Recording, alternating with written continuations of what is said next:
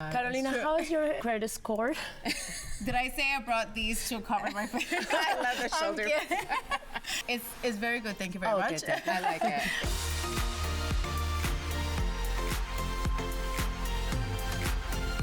Hey everyone, welcome to Pinkafe, the place to support each other and inspire action. I'm Carolina. And I'm Natalia, and we are the Trejo sisters. And I'm super excited to start this episode because we're going to talk about money moves. Because we make money moves. Yes. Because we make money moves. That's right.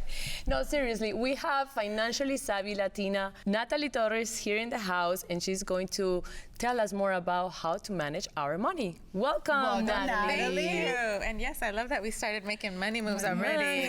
That's how we get in that happy place. I mean, most people don't think about that. They just think, money, let's not talk about it. Right. Like for me, I'm like, no, you have to get excited about it, because if you're not excited about something, why would you want to learn about it, right? Exactly. And we looked the part. We're very festive, and we wanted to like shine to talk about money, you know. We bring the party, right? Like, dun, dun. Right. Totally. But Natalie, not only we have to welcome you to Pinkafe, but we will have to tell you that the reason that you're sitting in that chair is because you are a Pinkafesa. Officially a Pinkafesa. Thank you. It's such an honor to be a part of this. I'm excited, and I've been listening to all your episodes, and I think it's such an empowering platform for women. So I'm glad you're doing this, because we need more of this. Yeah, I know. Pinkafesa means that you're, following your dreams. You're a go-getter. You make money moves, and we're just so excited to have you, because that's what we, want to continue doing too. Yes, That's right. And you don't take no for an answer. And I know you're not going to say no to the next thing that I'm going to ask you. Because we got to ask you right here on Pinkafe, how do you like your coffee? Ooh. I like it usually black, and if not, once in a while, we throw a little half and half there. Okay, Nice. so black. All right, so I have a very special Pinkafe chart, and I'm gonna say you like an espresso. That means that you're practical and hardworking. You like knowing that one shot just doesn't do it for you anymore. Oh, yes, that's very That's just accurate. like Yes. you. It sounds like it goes with money, right? Yes, absolutely. What's the money shot? We have to be really clear with our money goals. So absolutely, that just it definitely explains who I am. Yes, ding, ding, ding, ding to my chart. Yeah, no, totally. Awesome. And Natalie, I mean, getting into business, money is such a myth, and it's so hard to manage and to save, to gain. Is so many things, that money is everything, or a lot of people, think is everything, and we need it. But how do we manage it? Why is it that maybe we don't learn enough in the schools? They don't teach it, or what is the myth with that? I think the most difficult part is, especially sometimes it has to do with our cultures, it has to do with our society, that we see it as a taboo. This horrible thing that no one should speak of. And traditionally, it's something that it's passed down generations. So we talk a lot about generational wealth. And within Latinos, within mostly women, and if you look back at generations, that's something that wasn't talked about. So when we start to change the conversation and start to say, you know what, it's a myth, it's not really a taboo, it shouldn't be, then we have the conversation to talk about, let's talk about our finances, let's talk about our credit score, how can we become the best lendee or the lender eventually, right? We're the ones that make the power moves. How do you have a better buying power? It's by having that conversation. So how to manage your money is just starting off small. I always talk about it kind of like it's a foreign language to you. So when you start learning a foreign language, then you want to start off with a few words, right? So once you start learning a few words here and there, you start to understand that, okay, there's a meaning behind it. And how does that make me feel? Am I excited when I talk about my money? And most people will say, especially women, they'll be like, no, I don't want to talk about it. I don't want to negotiate my pay. I don't want to ask for my, yeah, exactly. You're like, I just want to enjoy spending it. But if we start to really figure out how we're connected to money, what our money story is, which we could talk about for days, then we can really see what our future goal will be. And if we want to spend money, then, we want to spend something that we like, having enough money to do so, and having the liberty to say, you know what, not today. I don't need that. Or, you know what, it's going to be something that I value for the future. So having an understanding that it takes just a few minutes, I always say under 20 minutes a day of learning something about money, learning some financial literacy terms. Most people don't even know what financial literacy is. Right. So I think What that's is financial literacy? Yeah. Let's dive into it. Literacy, just like it sounds like you're reading something, and literacy is being able to be literate that you're reading something. Majority of Americans are actually over 55% of them are financial illiterate. So they don't know how to read income statements. They don't even know how to balance their checkbook. Nowadays, we don't even have checkbooks. Everything's electronically, right? So being able to manage your money and understand where it goes and how it comes in as well. Nowadays, a lot of people have side hustles. They have maybe an income from their job or their business as well, or a combination of both, maybe passive income, all these other terms that come in place. Financial literacy is understanding the terms that come with it and how to use that properly. So in order to buy a house, in order to buy a car, in order to, purchase a business or create one, you need to understand those terms are really important. And sometimes we get lost in the language and get overwhelmed by it. Trust me, I'm like that every day. I'm like, ooh, that's a new word I had no idea existed.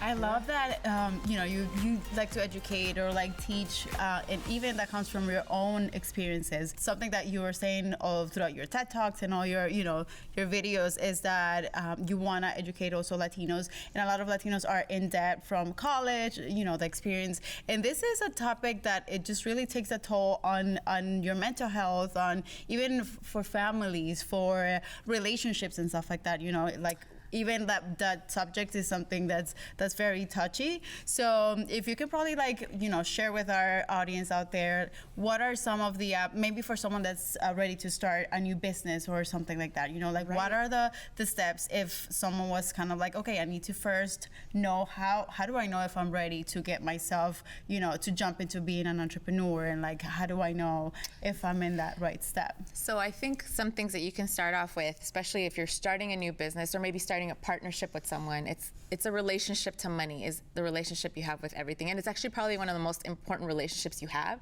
So your personal finances will transfer over to your business finances. So get yourself in check first. And if, let's say it is a partnership or you're starting a business, can you honestly look at yourself and be clear and say, you know what, this is how much money I have, maybe this is how much debt I have. That's a relationship my husband and I had very on in the conversation when we started dating. And I always tell people, treat your businesses the same way. It's like, can you be honest and say, you know what, I can't spend this much money because I have student debt. I had tons of student debt. I have a graduate's degree as well, which makes me part of the 4% of Latinos in the US that have a master's degree, which is great, but at the same time, thank you. Nice. The difficulty that people don't understand is that also means we incur a lot of debt. My husband and I are first generation college grads, and that's something that we were like, whoa, 6-figure of debt is not a joke. And so how do we pay it down quickly? How do we also save money in order to invest in the future, whether it's a home or rental properties? And so in a business, it's the same thing, that you have to have that conversation and say, what is your credit score? Or can we fix it? Or can we improve that? Because if you don't have good credit, if you don't know how to manage a dollar, you won't know how to manage thousands and millions to come. Oh my God. Carolina, how is your credit score? Did I say I brought these to cover my face? I love the shoulder. No, that is such an important. It's very good. Thank you very much. I like it. Yeah. I try to get my finances in order before even starting a business, but it's so true. We joke about it all we want, but it's so true. Sometimes we don't even think about going through college, or maybe someone. I think entrepreneurs that age is maybe right after college, after their experience, maybe their first full-time job, and then they're like, okay, I'm over my job. Yeah. Now I'm ready to jump into entrepreneurship, but then I have $80,000 of debt, and it's how do you balance the two? That's the most common question I get from people, especially clients. I'm like, can I start a business? Can I buy a house? Or can I do, you can find balance within the two. Ideally, you want to have as little as less debt as possible, but you can still pursue those dreams. And I like how you casually asked that question, or you're like, what's your credit score? But did you know that most people rather tell you how much they weigh than what their credit score is? Oh, really? So one thing I always remind people is that you are not your credit score. It does not define who you are as a person. However, it can dictate where you are in your life. So perfect example, a couple years ago, I lost both my grandparents within 7 months. Very difficult time. And you forget about the emotional state, the physical state, but I get a little choked up just talking about your financial state also gets a little hit with it as well, because you're trying to manage either funeral expenses or even just a day automatically blinks into a month and you're like, where did the day go? Or it's a month now because you've been mourning, right? And so a lot of people that come into financial ruins usually will say, oh, I just went through a divorce, or I lost somebody in my family, or I got sick and I could no longer work. So when you look back at your credit score history, I can easily say yep, that's when so-and-so died, or this is when I lost my job. job, or this is when I moved, or this is when I had just, paid off this or got a new loan. So I always tell people it's not who you are, and don't feel bad if you have a bad credit score. You can still fix it. There's always time to do that. And there's a lot of little tips that we can talk about too. But understand that it is important to monitor. It's just like watching your weight. You don't want to go too overboard, because then you're not being healthy. It's the same thing with your finances. Oh my God, Yeah. sometimes even like those times that like our credit card bills just like rack up, or like we're like, okay, this is kind of like my safety zone. I just put it on my card because I don't see it. Right. I'll pay the minimum payment at the end of the month, and then I don't even want to look at my balance, but then it kind of like comes back to bite you. Yeah. Yeah, and I think as you grow too, and as you get older, you get more organized, and you're like, okay, where am I going? You start with a little Excel sheet. Okay, my rent, my car payment, like Right. start getting organized and seeing every department in your life of like, okay, taxes, I want to buy a house, how much do I have in savings? I'm 30 something, where am I? My credit score. So I think that those things are things that start building up, and like you have to get to a point in your life where you're like, you know what, I finally have to get it all organized. Having a simple Excel sheet. Now there's so many different apps too. I'm the old school where I write everything down. A lot of my mentors taught me that, and I love that reason, because when you write it down, it becomes real. And so that the it's credit not on card paper, payment, it I'm like, doesn't oh, happen. there goes the Yeah. extra $1,000 I was not Yeah. planning on this year, this month. So just kind of having that mindset of, we can plan ahead, and you start preparing for those big purchases or those big expected things in your life. And it means a lot when you feel you're in a financial state to say, I can take care of that. Or more importantly, I can take care of me and my family. Yeah.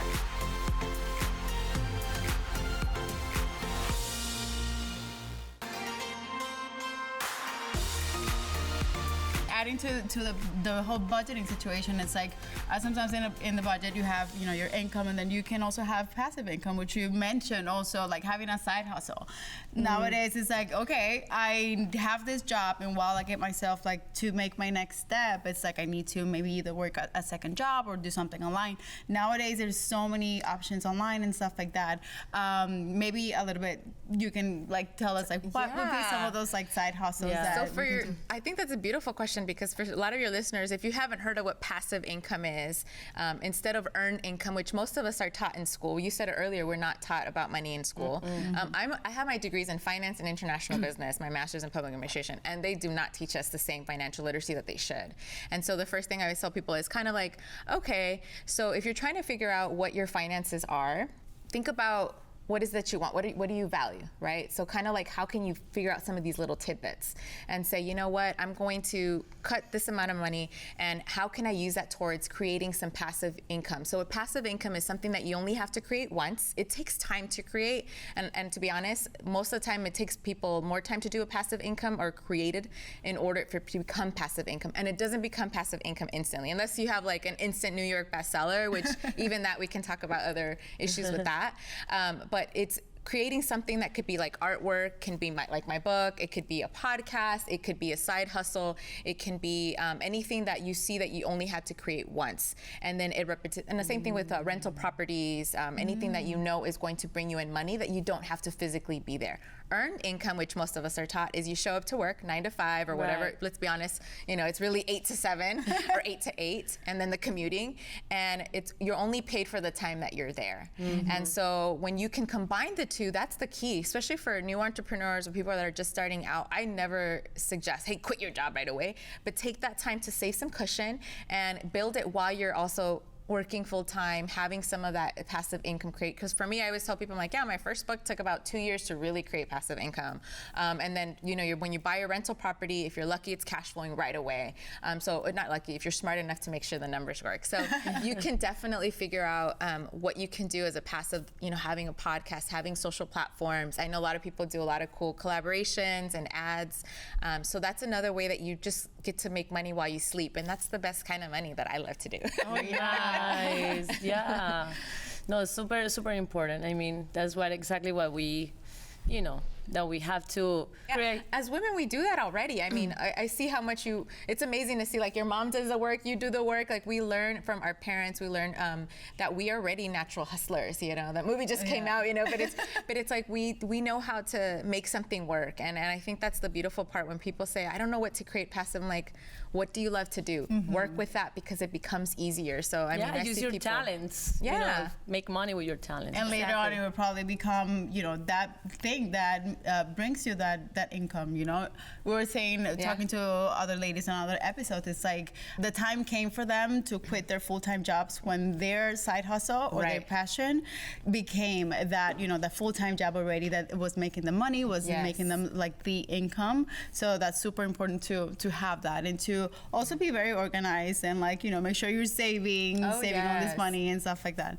Really, really cool tips. Yeah, it's the passion that comes with it. I mean, for me, I look back and I'm like, I started doing this because I love to talk about, like, I'm very firm believer about celebrating and being able to empower our communities. So I grew up in Inglewood. I grew up in a poor neighborhood. And I'm from El Salvador originally. I'm an immigrant. And I have been surrounded by poverty as a child, and you start to see the lack of money makes you think, like, how do we make more of it? And so I would always ask these questions. And in my home, I'm lucky that my parents were both very big feminists. My dad's a total feminist. And he would tell me this from day one. He's like, I expect you to have your education, your career, and at least the house before if you decide to settle down. And as a kid, I loved that. I never thought anything different. And so as nowadays I meet women 3 times my age that constantly say, never once had I heard that message. And for me, I think that's where I get my money confidence from. That's where I get my my leadership skills from, because I expect that from women especially, because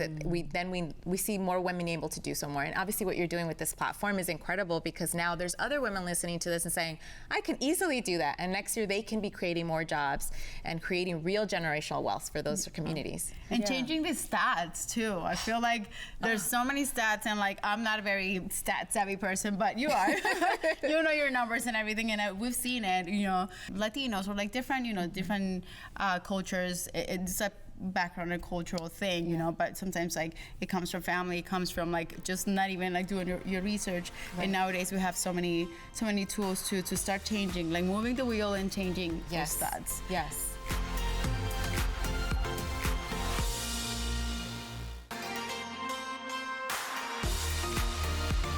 We have a little game. We wanted to test you on your stats, because we know that you know your That's how we facts do the numbers. and your stats and your numbers. Are you ready? Let's do it. Test you. All right, so we have this game that we call financial literacy game for Natalie Torres. So you're just gonna fill in the blank. Okay. Cool. And these are some stats and facts that are out there. I'm sure you did your homework. First, over blank percentage of college graduates will tell you they don't know what financial literacy is, and they're not equipped to manage their money. Unfortunately, these numbers haven't really changed. So it's over 70% of college graduates feel they don't have the capacity to learn or know what financial literacy is. Yeah. Yeah. Wow. And the stats haven't changed for a few years. Yeah. Not even, and it's a topic we should have more of, because we see more and more, especially Latinos, especially people of color, is the more debt we have, we can't really do much. So yeah, unfortunately it's 70%. So my goal is to change that and being able to have that platform. Yeah. All right, the next one goes for all the married ladies out there, like yourself. Over blank percentage of married couples fight about money. Ooh, we want to say over half. So if we're specific stats, 40%. 40%. 40%. Is that right? Am I part of the 40%? Yeah, about 40%. If it's not about laundry, it's about money. Let me tell you something. Thanks to the Excel sheet, we don't fight. We're like, we see it. It's like, this is too much. And you know what? Something that helped us was that we actually made a budget for entertainment. Oh yes, and a budget for like traveling, and that helps. That helps because you don't mix it up with the groceries and the actual real bills that you need. Yeah, and that really helps. So little tip right there. I love that. No, you need to in every category possible. Yeah, absolutely. Yeah. Awesome. Let's see 2 more of this game. The national average shows most households would hold about blank in debt. Oh, well, I'm hoping it says recent from those questions. It's about 30% over. Yeah, so 30% of households will have that much debt, and credit card being their number one. If they have a mortgage, might be second, but it's usually credit card debt.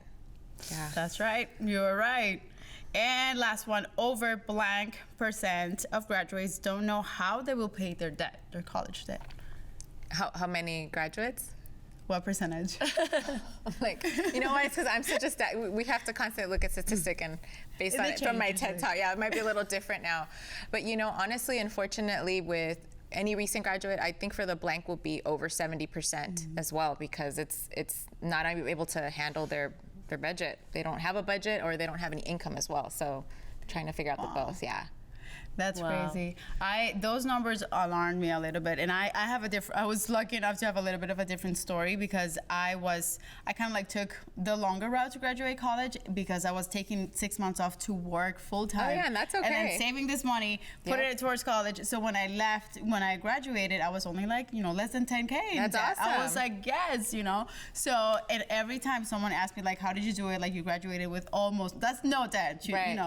And I was like, just like have your side hustle, and even if you have to take some time off or like graduate a few years later, that is totally okay to, absolutely. To kind of It get might your take a little finances. longer, but it's worth it. It's okay. Exactly. For some people, not having enough money, it's a real issue. You can apply for scholarships once you're in college. So that's something I always tell, especially entrepreneurs. There's so many fellowships now. There's so many different incubators that you can actually get money. It's like scholarship money that you don't have to pay back. They just want you to excel in your career, or in your business. So I think that's something that's really key. Yeah, take your time. That's a factor. Take your time out there. Natalie, thank you so much for coming to Pinkafe. We'd love to have you. I'm sure you're gonna come back. But why don't you give us your social media so people can follow you? Yeah, so people can follow me at Financially Savvy Latina, or excuse me, it's Financially Savvy Latina, and website, everything is Financially Savvy in 20 minutes, since all our content is Financially Savvy in 20 minutes. Yeah. I love it. 20 minutes. That's all. Speaking of time, that's all it takes. 20 minutes. 20 minutes a day, a new podcast, a new media. Thank you so much, Natalie, for being here and sharing all of these new ideas with us. Pinkafe. I love your outfit, by the way. Thank you. Starting the new year. Hey. Yeah. New money, new moves, new money moves, and new year. New money Thank you guys so much out there for listening and for being here on the show. If you want to follow us on our social media, we're at Pinkafe all over our social platforms. And if you want to find me, I'm Carolina Trejos. And you can find me at Natalia Trejos Herrera. And don't forget to listen to our podcast on Spotify, Google Play, and iTunes. And see you next time here on LA TV. Pinkafe.